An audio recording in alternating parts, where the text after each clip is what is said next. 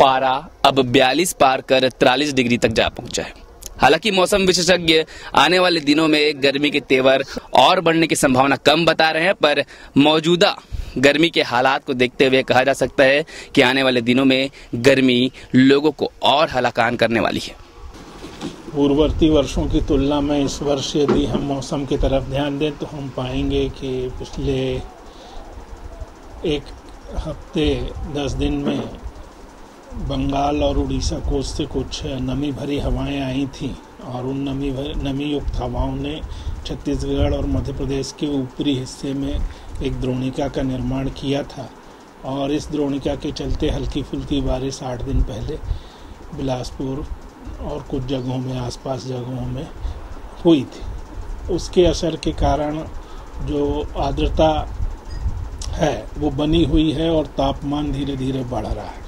यदि हम पिछले 3-4 वर्षों की तरफ ध्यान दें तो हम पाते हैं कि 2010 जो था वो सबसे ज़्यादा गर्म था और उस समय जो अप्रैल के महीने में तापमान था, अधिकतम तापमान वो 41.2 डिग्री सेंटीग्रेड ऑब्जर्व किया गया था। उससे यदि हम तुलना करें तो इस वर्ष हमारे यहाँ 40 डिग्री के लगभग तापमान रहने की उम्मीद है। तो तापमान में तो ज़्यादा बढ़ावट नहीं हुई है 10 की तुलना में, पर अन्य वर्षों की तुलना में हम देखें जब तापमान 37 डिग्री, 38 डिग्री, 39 डिग्री के लगभग अप्रैल में था, इस वर्ष 40 डिग्री के लगभग रहने की उम्मीद है। तो अधिकतम तापमान में थोड़ी सी गिरावट तो नहीं कह सकते, बढ़ावट भी नहीं कह सकते, एक थोड़ा सा अंतर महसूस किया जा रहा है और ये अंतर जो है ये गर्मी को बढ़ावा देता है, कम ज़्यादा गर्मी कर देता है। कम ज़्यादा गर्मी जो हो जाती है वो गर्मी में कम ज़्यादा होना आर्द्रता के ऊपर निर्भर करता है और जैसे जैसे आर्द्रता बढ़ती है वैसे वैसे उमस बढ़ती है।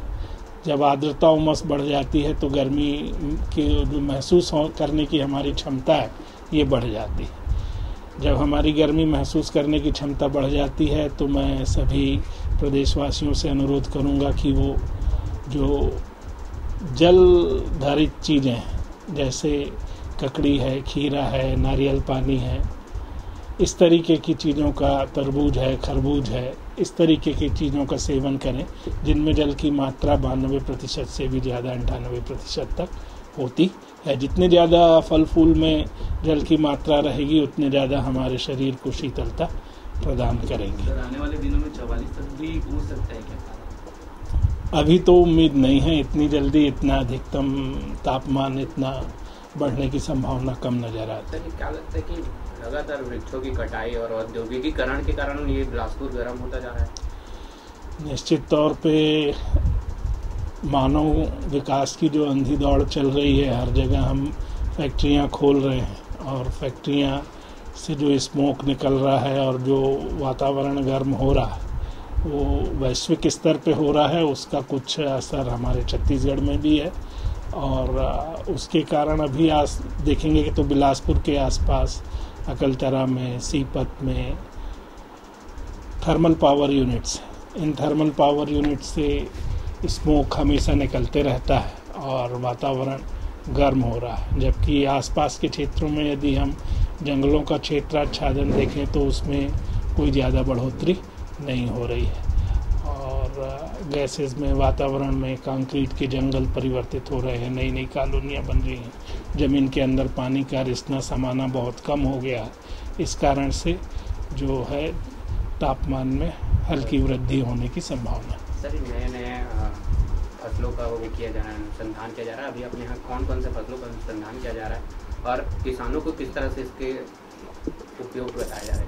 गर्मी के मौसम में हम चाहते हैं कि किसान भाई अपनी फसलों को जल्दी सिंचाई व्यवस्था दें। धान हमारे यहाँ एक मुख्य फसल है। धान में हम 5 धनऋण 2 सेंटीमीटर पानी देने की अनुशंसा किसानों से करते हैं। 5 धनऋण 2 का तात्पर्य है कि कम से कम 3 सेंटीमीटर किसान पानी दें और ज़्यादा से ज़्यादा 7 सेंटीमीटर दें। पर हम अधिकतर देखते हैं, जब भी मैं खेतों में जाता हूं देखता हूं 12 सेंटीमीटर 14 सेंटीमीटर तक किसान भाई पानी अपने खेतों में भर के रखते हैं। ज़्यादा पानी पीने से जिस तरीके से कोई पहलवान नहीं होता, इस तरीके से धान की फसल को भी ज़्यादा पानी देने से उसके उत्पादन में वृद्धि नहीं होती है। तो 5 धनऋण 2 सेंटीमीटर यदि किसान भाई अपनी धान की फसलों में पानी रखेंगे तो उनको इससे कोई नुकसान नहीं होगा, उनके उत्पादन में कोई कमी नहीं होगी और भरपूर उत्पादन वो प्राप्त कर सकेंगे। सर, नए जो फसल लगा रहे हैं, जैसे आपका भुट्टा हो गया, लौकी हो गया, खीरा हो गया, नए फसल लगा के अनुसंधान किया जा रहा है, उसको उपयोग किस तरह से किसानों को बता रहे हैं, कितना फायदा मिलेगा इससे गर्मी? किसानों को गर्मी के मौसम में यदि आपके पास ट्यूबवेल या कुएं की सिंचाई की सुविधा उपलब्ध है तो आप फव्वारा सिंचाई विधि और टपक सिंचाई विधि के द्वारा बगीचे की फसलें लगा सकते हैं। आम लगा सकते हैं, केला लगा सकते हैं, नींबू लगा सकते हैं, अनार लगा सकते हैं और बहुत सारी फसलें हैं, सब्जी वर्गीय फसलें हैं, इनको लगा सकते हैं। इन फसलों में सिंचाई की व्यवस्था आपको करना पड़ती है।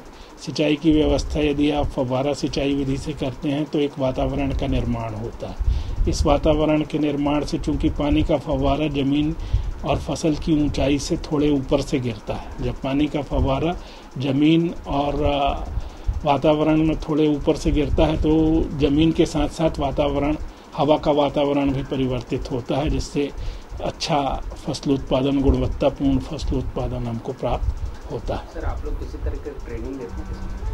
किसानों को हम लोग प्रशिक्षण देते हैं, समय समय पे हमारे द्वारा आयोजित किए गए थे। अभी पूर्व वर्ष में हम लोगों ने किसानों को प्रशिक्षण दिए थे और 7 दिवसीय प्रशिक्षण भी हमने कुछ प्रशिक्षण आयोजित किए थे जल प्रबंधन के ऊपर, और 15 दिवसीय प्रशिक्षण भी, 14 दिवसीय प्रशिक्षण भी हमने किए थे कृषि विभाग के अधिकारियों के लिए। अधिकतर हमारे लिए चूँकि कॉलेज की गतिविधियाँ हैं तो कॉलेज की गतिविधियों के साथ शिक्षण के साथ साथ दूसरे कार्य कर पाना संभव नहीं होते हैं, इसलिए हम कृषि विभाग के अधिकारियों को प्रशिक्षित करते हैं कई बार, और वो कृषि विभाग के अधिकारी फिर समस्त किसानों को जल प्रबंधन के गुर सिखाते हैं।